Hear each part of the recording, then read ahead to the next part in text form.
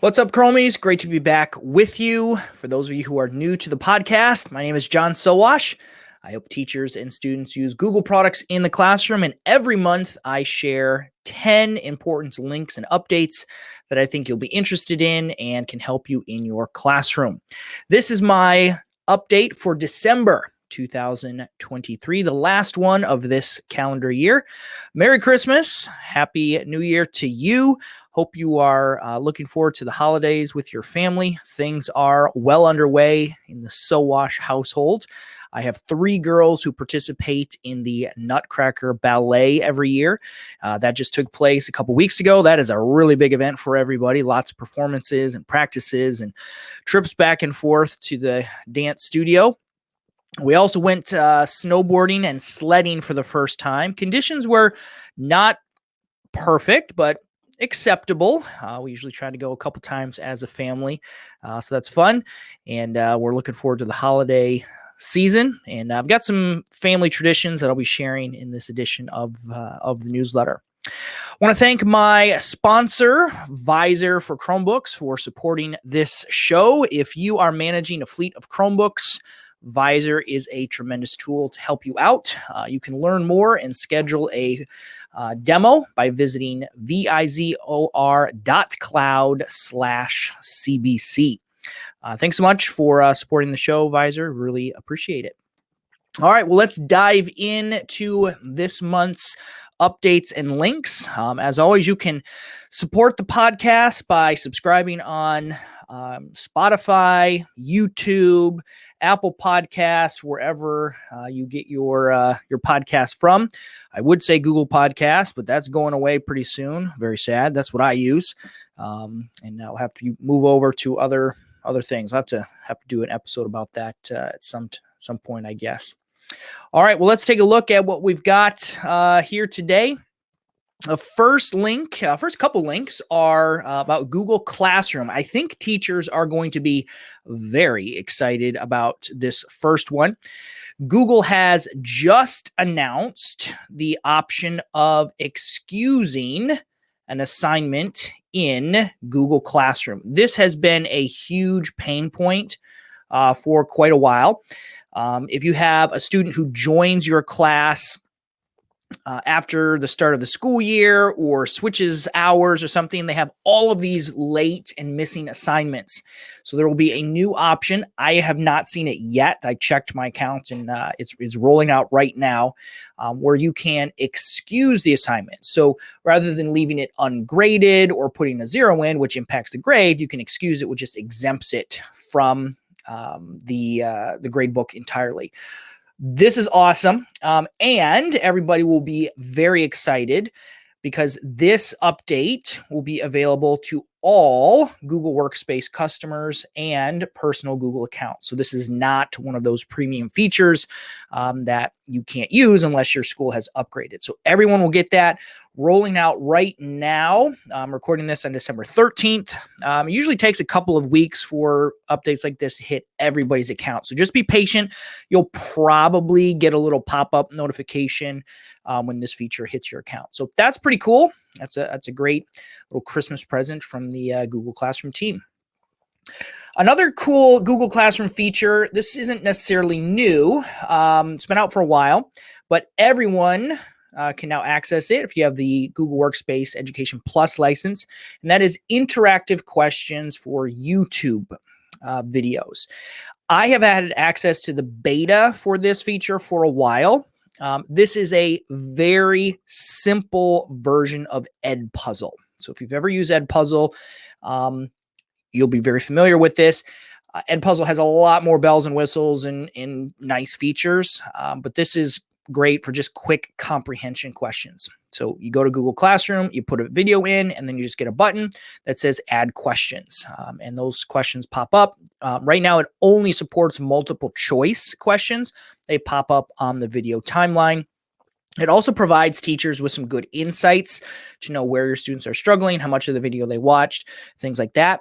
This is a nice option with the other announcement for better Google Classroom metrics and data. So that was announced, I think last month. Google announced the data page for Google Classroom information. So teachers and school administrators can see that. This data will be added into that. This feature is no longer in beta. Anyone who has a license to Google Workspace for Education Plus or Teaching and Learning can access it. I know this is definitely frustrating. I mean, especially even for me as a Google trainer, I go into a school or I go work with a group of teachers and I never know which ones will or won't have access to some of these premium features. So it is a little frustrating. Google does continue to add new things to this premium edition, which makes it increasingly more attractive. If you can potentially eliminate licenses to other things, get rid of your Zoom license. You don't have to pay for Edpuzzle. And other things. There's a lot of data security things that your IT department might be using. You may end up saving some money. I know that I've had some districts discuss that internally. So it would be great if everybody had Education Plus or Teaching and Learning so that you could access these features. It's certainly something to consider if you are someone who works with the school budget. All right, let's go on to a couple other updates. This next one is for school IT admins. Google Vault, which everyone has for free, has added support for Google Calendar. And so Vault is a e-discovery and archiving tool that you are legally required to have something that does that. Schools and other organizations are required to retain emails and documents for a certain period of time.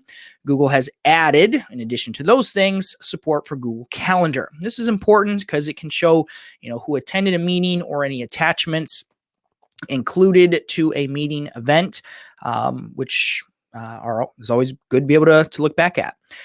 This is an important update because if you have access to Google Vault, you will need to go in to Vault and specify your retention policy for Google Calendar. You won't have one until you go in and actually specify it. So take advantage of this update by setting your retention policy, and then you'll have that data available in Google Vault.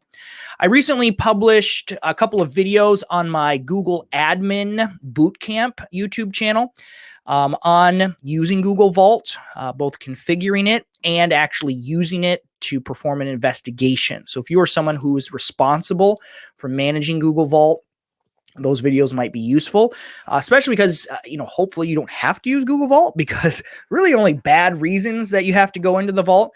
But when you do, you want to be confident that you know how to use it and that you can find what you're looking for. So I'll leave that video link here for in the blog post, and you can check it out.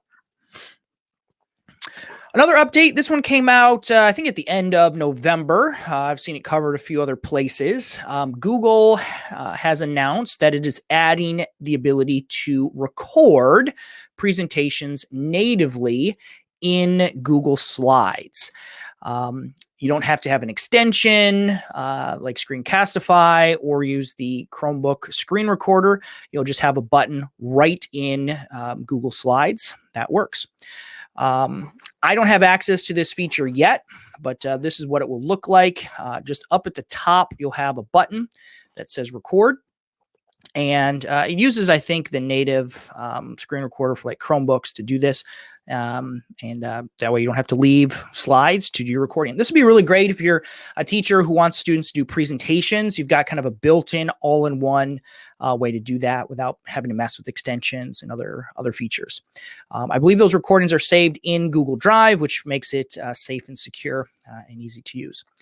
Now, this is always funny. I just looked at the top of this, and it looks like they have changed the rollout. Yeah, it was announced at the end of November, but they've updated the rollout time, which is probably why I don't have access to it. These rollouts, it's not a guarantee. They push it out and it breaks, or they have issues with it and they'll pull it back and adjust it. So yeah, it's not an easy thing to update millions of users with a new feature. So it looks like this feature will begin rolling out on January 2nd. Here's an interesting thing to share, especially if you're a teacher, you may not know this. There are 2 release tracks in the Google Admin Console: rapid release and scheduled release. If you are rapid release, you basically get new features as soon as they become available. If you're scheduled release, it takes longer, usually a couple of weeks.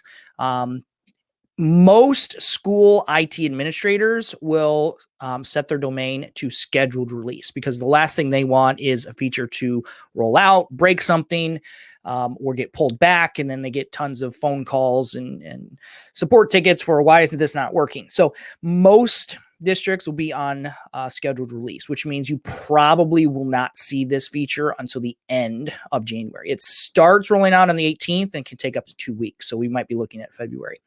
Your personal Gmail account is always on rapid release. You get new features as soon as they're released. So you can always check your personal account if you're impatient and want to try something out. This new feature, the ability to record in Google Slides, is going to be available only to premium domains. So that's, Education Plus. Looks like, just Education Plus, not even Teaching and Learning. It's really easy to record using the screen recorder built into Chromebooks or your favorite screen recording tool. So I don't think this will be too disruptive for that many people. All right, let's go back, look at some additional updates here. We've talked about the pending end of Jamboard. That will happen in October of 2024. One thing that I was a bit surprised at is that Google, in October, all of your existing Jamboard files will be converted into PDFs, which is not the most user-friendly thing. The good news is that Figjam has just announced a conversion tool that will allow you to convert your existing Jamboard files to Figjam, and it works brilliantly. I put together a video, which I will link to, that will walk you through that process and show you some examples of what happens. It is incredibly impressive what Figjam has been able to do, because they're not just importing an image. Everything on your Jamboard activities will be fully editable in Figjam. So this is an actual, screenshot of one of my Jamboard files. The text can be edited, the images can be moved, the sticky notes can be adjusted, resized, moved around. It really is impressive. So if you are a big Jamboard user, if you have a lot of resources already in Jamboard and you want to preserve them, if you've purchased Jamboard activities from like Teachers Pay Teachers, it's very important that you figure out a strategy for converting those lessons to something that you can continue to use moving forward, because as of October 2024, they're just going to become PDF files and they're not going to be very usable. I've been very impressed with Figjam. It really is a great tool. I've really enjoyed using it. I do a lot of my own work in Figjam now. I facilitated a workshop last week with Figjam. I do a lot of my own video planning in Figjam. It's just a really creative tool. So I encourage you to check it out. Figjam has been an awesome supporter of education, supporting educators, providing training and resources, free tools. They also sponsor some of my videos, so I'm really grateful to them. And they've got a great team. Dave and Lauren over at Figjam are awesome. They're very active on Twitter. I hope you get a chance to interact with them. All right, let's head down to the next link. I would love to help you become a Google certified educator in 2024. Each winter, I work with a small group of teachers, helping them learn or earn their level 1 and level 2 Google educator badges. And my next cohort will begin on January 16th. Runs January 16th through February 6th. We meet twice a week, Tuesdays and Thursdays in the evening, Eastern time. So I'm in Michigan, Eastern time zone, so 8 p.m. until 9:30 p.m. So after dinner, after the kids are in bed, you can relax a little bit and then join me, and we'll chat about some ways that you can use Google Classroom, Google Drive, Docs, AI. We'll do a lot of AI this year, all in the goal of preparing you to take and pass those certification tests. So here's the schedule. These sessions are live, but they're also recorded. So if you're, I've got a couple people who are joining us internationally. The time zones don't work out. You can always watch the recording if you don't feel like getting up at 3 o'clock in the morning. If that's more convenient, attend the sessions that are convenient for you. And I personally guarantee that you will pass your level 1, level 2 tests after you complete that. I've worked with, I think we're up to almost 3,000 people at this point, and we've got a good process that I'm very confident in, and you can do it. You can pass. Now, a little bonus here. I have not really announced this anywhere else. This spring, I have to look at the calendar, but I think in April after spring break, this spring, I'm going to be hosting a new event called the Google Trainer Academy. I've been a Google certified trainer and teacher for 7-8 years now, and it's a wonderful program. It's been rebranded, and it's now the Google Champion Program. I would love to help you become a certified trainer or submit an application to the Google Certified Innovator Academy, which is coming back this year. I just heard that they're bringing back those in-person academies. If you are interested in that, you got to get your level 1 and level 2 certifications first. I'm only allowing people who have those certifications to join me this spring for the Trainer Academy. As a certified trainer or innovator, you would get one of these cool medals you can see back there. Google handed those out at ISTE this past year in 2023. And it's a wonderful program. I shared a little bit of my experience with the program a couple months ago after I attended the event in Sunnyvale, California. So keep that in mind. If you want to become a trainer or innovator, you got to get your level 1 and level 2 first. And this opens up all kinds of opportunities to work with Google, to potentially have a side income through training, consulting, blogging, YouTube. We're going to talk about all of that in the spring. So, join me for the certified, the level 1 and level 2 certification academy, and then you'll get more information on what to do next. So that starts January 16th. The cohort is already half full, and it does sell out. So I encourage you to jump on that quickly if you're interested. All right, let's talk about some AI tools. I have a tool that I am really excited about. This is a tool called NotebookLM. I just put together a video on it that's over on my YouTube channel. I also did a blog post. NotebookLM is one of the most interesting AI tools for students that I have seen. Now, when I recorded this video, it was only available to people in their beta program. You couldn't get in immediately. I did have early access, which is why I put this video together. But just this week, Google did announce that NotebookLM is available to all users 18 years of age or older. So it's not quite ready for students, but if you're a teacher or if you're in higher education, this is something that you can begin trying with. The idea is very simple.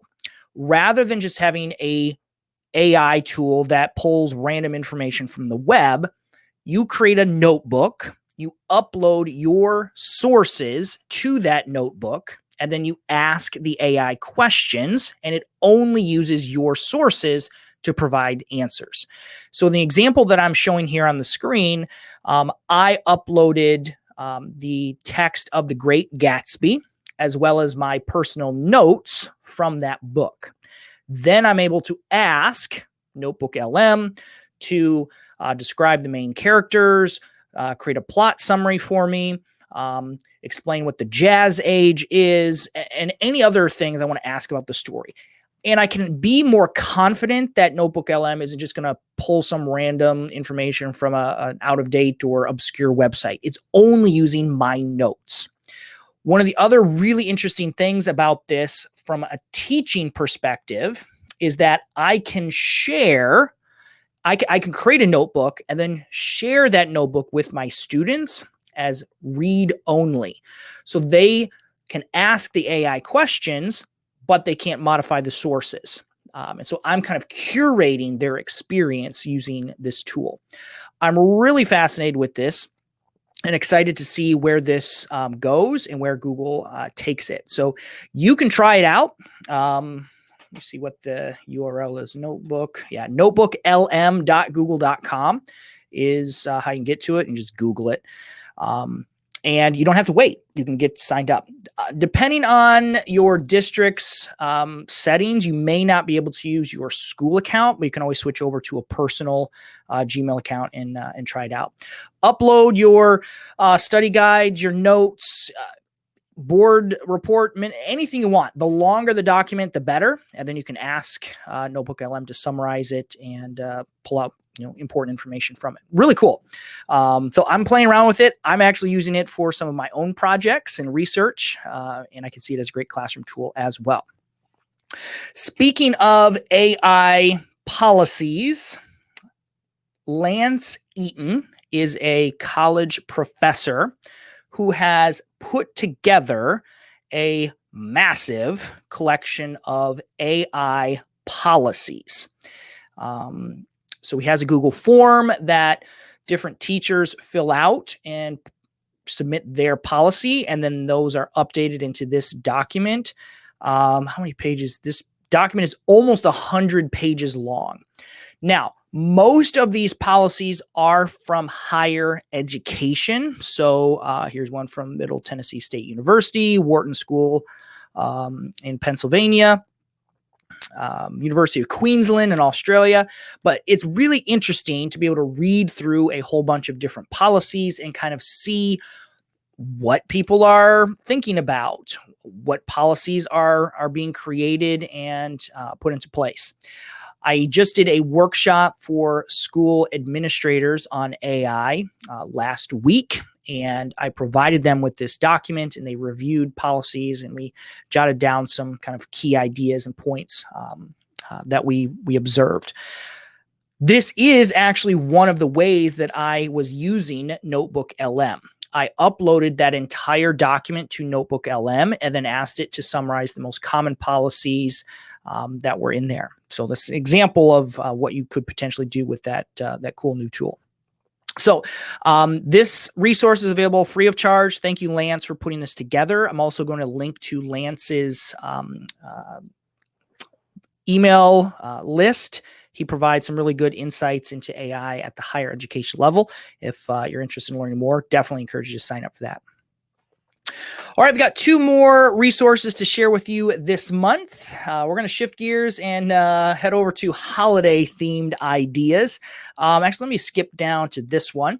I created a couple of holiday resources for teachers. This is my holiday choice board for elementary students. It contains 10 fun activities that you can provide to your students if they have free time, choice time, enrichment time. These are a lot of fun things. I try to include a wide variety of options. Some are more heavy on the fun, less heavy on the academics. Some are a little more academic focused. There are some offline activities as well, like making paper snowflakes. So you can check these out as the Christmas vacation approaches and things get a little crazy. This is a nice kind of sponge activity that you can use in your classroom. Another one that I did post over on my Facebook page is my Do You Want to Build a Snowman activity in Google Slides. It's just a really simple one. If you've seen my pumpkin carving one, this is similar. You can just decorate and dress a snowman with hat and gloves and scarves and things like that. So just a way that your young students can practice their fine motor skills and technology skills in Google Slides. The last resource I'll share with you is one that I always share each year, and that is our family tradition of locking up the Christmas presents. This started years ago. We have 5 kids, and Christmas is a big deal, as you can imagine. So, what my wife does, hiding the Christmas presents is very difficult. They always seem to find them. My wife wraps the presents as soon as we purchase them, and she had the idea of buying a big roll of wrapping paper for every kid. So each kid has a different wrapping paper design. We wrap the presents in that, and we don't put names on them. My wife just knows, oh, that paper belongs to that kid. I was playing around with Breakout EU and those type of activities, and so I came up with the idea of taking a little slip of that wrapping paper, locking it in a box, and then making my kids solve a bunch of Christmas-themed puzzles and riddles on Christmas morning to unlock the box, revealing which type of wrapping paper belonged to them. There's a little slip inside with their name written on it. So this is now, I don't know, the 5th or 6th year that we've done this. My kids are getting older, which makes my job a lot harder because they're smarter and I have to come up with harder puzzles. I've really gotten myself into quite a task. So including this resource in my update is my reminder that it's time to create the puzzles for this school year or for this Christmas. I have not yet begun working on our puzzles yet. So I have to do that. We've got different ages. I've got a 15-year-old down to a 7-year-old. So I've got to have a variety of puzzles of different difficulty levels so that everyone can participate. This is fun. It gives them some things to do while my wife and I are getting up, getting dressed, getting breakfast ready. They really enjoy it. It is a tradition now, and they will not let me skip it. So I have a few other friends and people who listen to the podcast who have started doing this in their family as well, or doing it for family Christmas parties. I have shared my puzzles from previous years. So if you want a simple, quick one, you can grab my puzzles. What have I got on here? I've got Bible trivia, symbol code, Christmas song, emojis, an ornament search. This one is cool, where I actually put little sticky notes on ornaments on our tree that they have to find for the directional lock. You can do this with a physical lock box. So I have a bunch of different combination locks ranging from arrows and words and numbers, or you can do it through a Google form if you want to just keep it digital, which is a little more reliable. Sometimes the locks get a little finicky, which is frustrating. The locks are fun. They really do enjoy them. So I'll leave that with you. And if you do something with your family, please let me know. I'd love to hear more about how you incorporate that into your family tradition. Thanks again for listening to this episode of the Chromebook Classroom podcast. Listening, watching, or reading. My thanks to Visor for sponsoring this show. If you are managing the Chromebooks for your school, I would strongly encourage you to reach out to Visor and see if they can help you streamline device management, distribution, collection, helping you find those lost devices that are floating around your district somewhere. You can get 20% off Visor simply by visiting vizor.cloud/CBC and scheduling a no obligation demo. Merry Christmas. I will see you back here in the new year with more links and updates that you can use in your classroom. I hope you enjoy your break, and I'll see you back here with lots more ideas.